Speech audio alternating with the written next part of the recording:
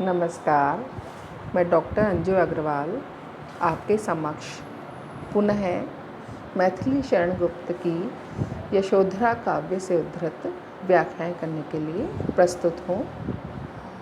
प्रस्तुत अवतरण यशोधरा काव्य से उद्धृत है, जिसमें यशोधरा की उस समय की मनोस्थिति का वर्णन किया है जब सिद्धार्थ यशोधरा को बिना कहे घर परिवार छोड़कर महल छोड़ कर के चले जाते हैं। महल छोड़ कर के जाने के बाद यशोधरा को त्यागे जाने के बाद यशोधरा की जो मन स्थिति है, उस मन स्थिति का वर्णन यहाँ पर मैथिली शरण गुप्त ने किया है। यशोधरा अपने ही मन को कह रही है, समझा रही है। अब कठोर हो वज्रदपि ओ कुसुमादपि सुकुमारी, आर्यपुत्र दे चुके परीक्षा, अब है मेरी बारी। अपने आप को ही संबोधित करते हुए यशोधरा कह रही है, आत्मकथात्मक ये अंश है। स्वयं को लक्ष्य करके यशोधरा कहती है कि हे फूलों से भी सुकुमार, फूलों से भी अधिक कोमल शरीर वाली हे यशोधरा, अब तुम वज्र से भी अधिक कठोर बन जाओ। अब जो स्थितियाँ उत्पन्न हुई है राजकुमार सिद्धार्थ के जाने से, उसमें तुम चाहे कितनी भी सुकुमारी रही हो, कोमल रही हो, राजमहलों की राजकुमारी रही हो, लेकिन हे यशोधरा अपने आप को ही कह रही है, अब तुमको वज्र के समान कठोर बनना है। आर्यपुत्र दे चुके परीक्षा, अब है मेरी बारी। कि आर्यपुत्र सिद्धार्थ तो अपनी परीक्षा दे चुके हैं, उनके मन में भी कई संकल्प विकल्प आए होंगे, अंतर्द्वंद आए होंगे, राजमहल राज परिवार सब छोड़ने से पूर्व। तो वो तो अपनी उस संकल्प विकल्प में, अंतर्द्वंद में सफल हो चुके हैं, अपनी परीक्षा दे चुके हैं और सब कुछ त्याग करके जा चुके हैं। अब हे यशोधरा तुम्हारी ही बारी है। अपने आप को स्वागत कथन है, अपने आप को बोल रही हैं। मेरे लिए पिता ने सबसे धीर वीर वर चाहा, आर्यपुत्र को देख उन्होंने सभी प्रकार सराहा, फिर भी हट कर हाय वृथा ही उन्होंने थाहा, किस योद्धा ने बढ़कर उनका शौर्य सिंधु अवगाहा।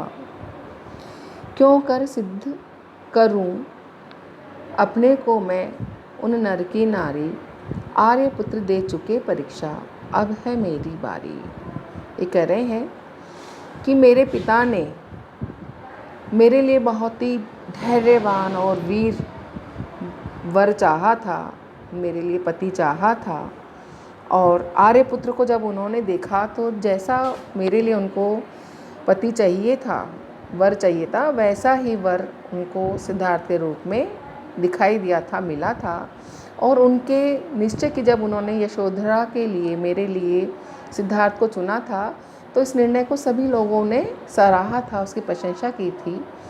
और इस प्रकार से फिर भी हट कर हाय वृथा ही उन्होंने थाहा, कि सिद्धार्थ की कम इच्छा को देखने के बावजूद भी उनका धैर्य, उनकी वीरता को देख कर के मेरे पिता ने आर्यपुत्र सिद्धार्थ को मेरे लिए चुना और हठपूर्वक मेरा विवाह उनसे कर दिया। उनके वैराग्य का हालांकि सभी को पता था कि वो वैरागी है, लेकिन सबने सोचा कि ये वैराग्य विवाह से पूर्व का वैराग्य है, तो विवाह के पश्चात उनका ये वैराग्य समाप्त हो जाएगा। तो इस प्रकार की जो हट थी, हाय वृथा ही उन्होंने था, कि बिना बात ही उन्होंने उनकी था ली, उसको था लेना मतलब पहचाना या उसमें डुबकी लगाना, बिना बात ही उसकी परीक्षा ली, उसको उन्होंने परीक्षा लेनी चाहिए, उसको कसौटी पर परखना चाहा। किस योद्धा ने बढ़कर उनका शौर्य सिंधु अवगाहा, कि किस योद्धा ने आगे बढ़ कर के उनके शौर्य रूपी सागर में डुबकी लगाई और उसकी गहराई का पता लगाया। अर्थात उनके हृदय में जो बात थी, जो विचार थे, क्या वो सोचते थे, उस सोच को किसने अपने तरीके से अवगाहा, किसने उसको पहचानने का प्रयास किया, उनके विचारों को जानने की कोशिश की। जिस तरीके की शौर्य की आवश्यकता थी, जिस तरीके की बात करने की आवश्यकता थी, परीक्षा की आवश्यकता थी, कि उस प्रकार की परीक्षा किसने उनकी ली? सिद्धार्थ की उस तरीके की परीक्षा शायद किसी ने नहीं ली, नहीं तो आज सिद्धार्थ इस तरीके से मुझे त्याग करके नहीं जाते। क्यों कर सिद्ध करूं अपने को मैं उन नर की नारी, कि अब मैं, जब वो मुझे त्याग करके चले गए हैं, तो ऐसे उस नर की, ऐसे उन सिद्धार्थ की अपने आप को पत्नी में क्यों साबित करूं? यहाँ पर मानिनी यशोधरा जो है वो बोल रही है कि मैं अपने आप को उस पुरुष की स्त्री क्यों साबित करूं, अपने आप को उसकी पत्नी क्यों साबित करूं जो मुझे त्याग करके चला गया है। लेकिन फिर भी अब मुझे अपने आप का मानिनी स्वाभिमानी रूप जो है उसको बना के रखना पड़ेगा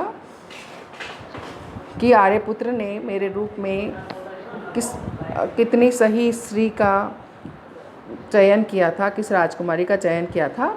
तो हे मन, अपने आप को यशोधरा कह रही है कि आर्यपुत्र तो अपनी परीक्षा दे चुके हैं, अब मेरी बारी है कि मैं अपने मान की, सम्मान की, स्वाभिमान की परीक्षा दे सकूं और उसमें सफल हों।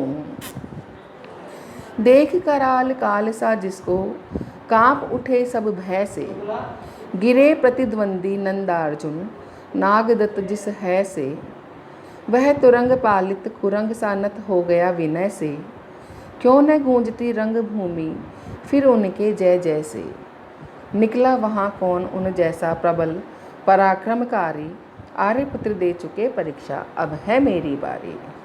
कि देख कराल काल सा, कि एक विकराल काल के समान, एक भयंकर मृत्यु के समान देख करके जिसको कांप उठे सब भय से, देख करके जिसको देख करके सब भय से कांप उठे, गिरे प्रतिद्वंदी नंदार्जुन नागदत्त जिस है से, है घोड़ा, कि जिस है से, जिस घोड़े को देख करके, जिस घोड़े को भयंकर मृत्यु के समान देख करके सारे प्रतिद्वंदी, आपके प्रतिद्वंदी नंदार्जुन और नागदत्त जिस भयंकर मृत्यु जैसे घोड़े को देख करके डर से कांप गए थे, भय से कांप गए थे, ऐसे उस घोड़े को वह तुरंग पालित कुरंग सा नत हो गया विनय से।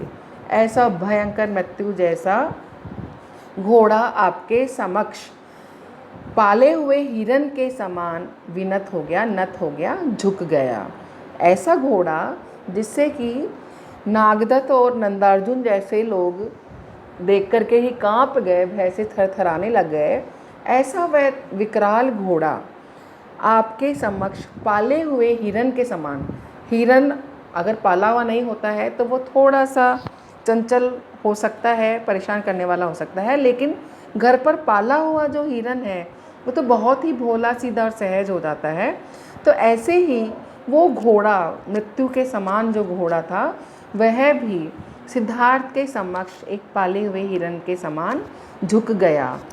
जब ऐसे वो झुक गया हिरन के समान, तो क्यों न गूंजती रंग भूमि फिर उनके जय जय से, तो फिर वो रणभूमि, रंग भूमि उनके जय जयकार से क्यों नहीं गूंजती।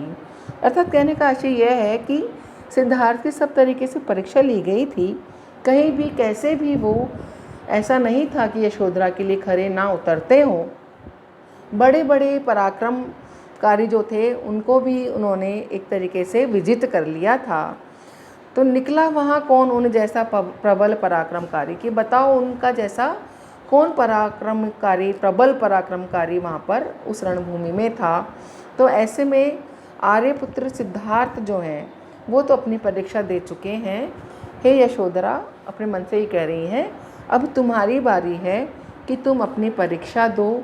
कैसे तुम इस समय को, ये जो विकराल समय है जिसमें कि सिद्धार्थ तुमको त्याग करके चले गए हैं, पुत्र राहुल की का पालन पोषण, परिवार की देखभाल, ये सब जो आगे मेरे समक्ष परीक्षाएं हैं, इन सब का मुझे परिणाम देखना है कि मैं किस प्रकार से इस परीक्षा को आगे परीक्षा देती हूँ।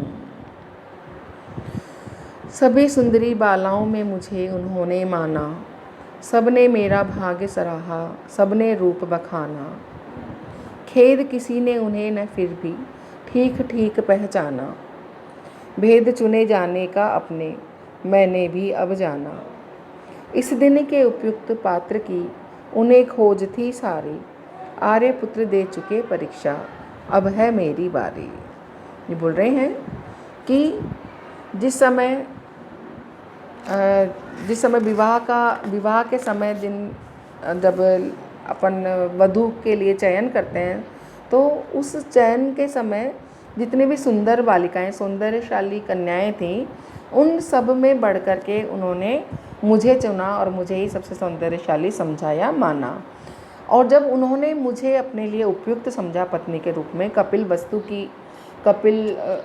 वस्तु जो थी वहाँ की रानी बनने जा रही थी, वहाँ के राजकुमार की पत्नी बनने जा रही थी, तो ऐसे में सभी लोगों ने मेरे भाग्य की सराहना की और सबने मेरे सौंदर्य का, मेरे रूप का बखान किया, वर्णन किया कि वास्तव में ये अति सौंदर्यशाली है, इसीलिए सिद्धार्थ ने अपने आप के लिए इनको चुना है। खेद किसी ने उन्हें न फिर भी ठीक ठीक पहचाना, कि ये बड़े ही खेद की बात है, दुख की बात है कि सब मेरे भाग्य की सराहना कर रहे थे, लेकिन ठीक ठीक सिद्धार्थ को किसी ने भी नहीं पहचाना कि सिद्धार्थ ने मुझे ही अपनी पत्नी के रूप में क्यों चुना है।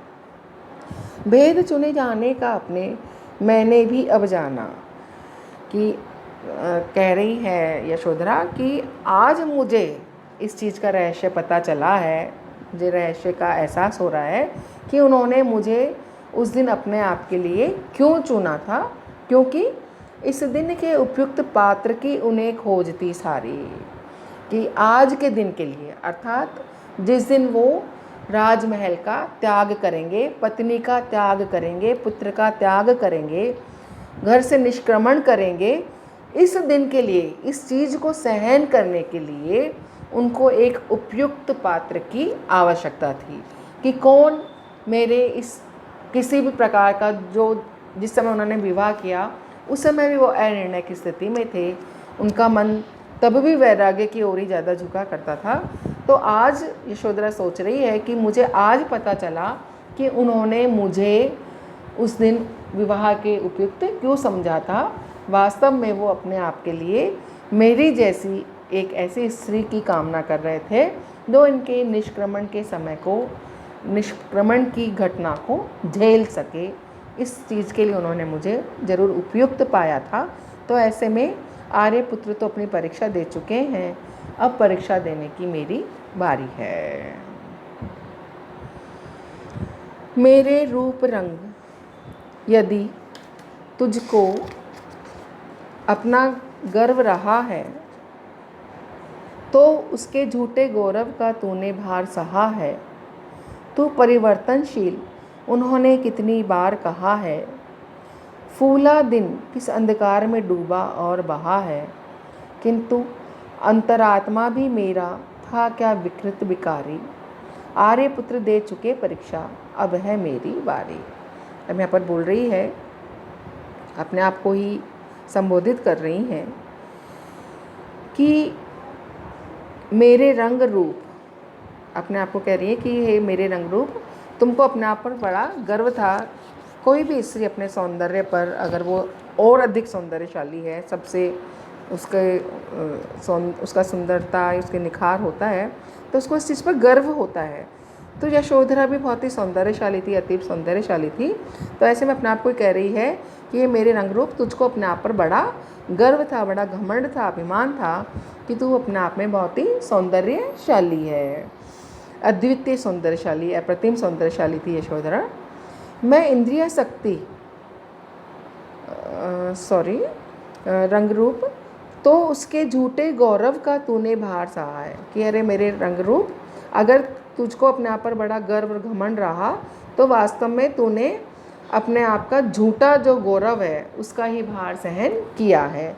अर्थात तुझे झूठ मूठ में ही, व्यर्थ में ही अपने सौंदर्य का अभिमान रहा, ये सौंदर्य का अभिमान वास्तव में तेरे पर भार था, ये भार स्वरूप तूने इस गौरव को अपने आप पर धारण कर रखा था। इस सौंदर्य का तो सिद्धार्थ पर कोई प्रभाव ही नहीं पड़ा कि तूने झूठ में ही अपने आप को गौरवान्वित कर रखा था। तू परिवर्तनशील उन्होंने कितनी बार कहा है। अब यहाँ पर स्मृति में लाती है यशोधरा कि सिद्धार्थ ने कितनी बार कहा, हे सौंदर्य, हे रंग रूप, कि तुम परिवर्तनशील हो, तुम सदैव नहीं रहोगी, तुम सदैव युवा नहीं रहोगी, सदैव सौंदर्यशाली नहीं रहोगी, तुम में परिवर्तन अवश्यंभावी है। सिद्धार्थ जो है वो इस परिवर्तनशील क्षणभंगुर जीवन को देख करके ही निष्क्रमण कर गए थे। इससे पूर्व भी ऐसा नहीं है कि महावीर निष्क्रमण की उनकी ये जो घटना थी वो अचानक घटित हुई थी। सिद्धार्थ इस चीज़ के लिए प्रारंभ से ही सोचा करते थे। महावीर निष्क्रमण के बारे में सोचे ना सोचे, लेकिन उनके विचार कुछ इसी प्रकार के थे कि कैसे ये संसार इतना नश्वर है, परिवर्तनशील है, मृत्यु क्यों होती है, कैसे इस दुख से बचने का क्या उपाय है।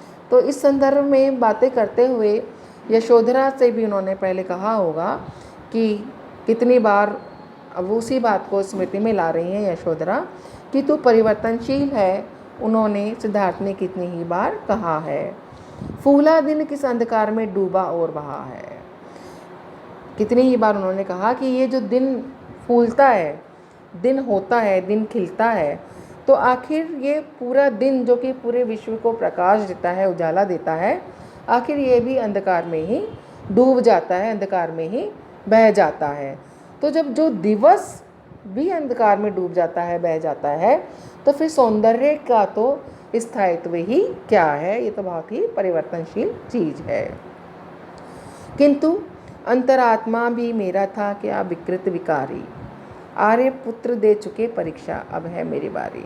ये बोल रहे हैं कि सिद्धार्थ ने जो मुझे ये कहा था कि सौंदर्य, रंग, रूप ये सब परिवर्तनशील है, तभी प्रश्न कर रही है कि हे सिद्धार्थ, जो तुम मुझे कहते थे कि ये रंग रूप परिवर्तनशील कार्य है, तो क्या तुमने मेरी अंतरात्मा को पहचाना? क्या अंतरात्मा भी मेरा विकृत और विकारी था, इसमें कोई विकार था?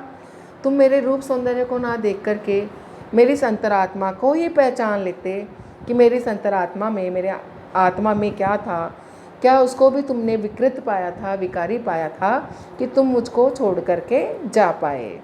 लेकिन अब ये सब कहने का कोई महत्व नहीं है।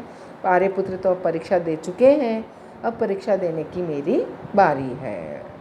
तो यहाँ पर यशोधरा अपने मन से ये सारी बातें कर रही हैं। पूर्व स्मृतियाँ भी उनके मन में हैं। जो रूप सौंदर्य पर व्यक्ति को गर्व होता है, उस गर्व को किस प्रकार से खंडित करके सिद्धार्थ चले गए हैं। तो ये बोल रही है कि चलो, रूप सौंदर्य ऊपरी चीज़ है, मेरे अंतरात्मा को तो काश वो पहचान पाते। तो वो अपने इस वैराग्य में खरे उतरे हैं, रूप सौंदर्य के जाल से निकलने में खरे उतरे हैं। आर्यपुत्र अपनी परीक्षा दे चुके हैं, अब परीक्षा की मेरी बारी है।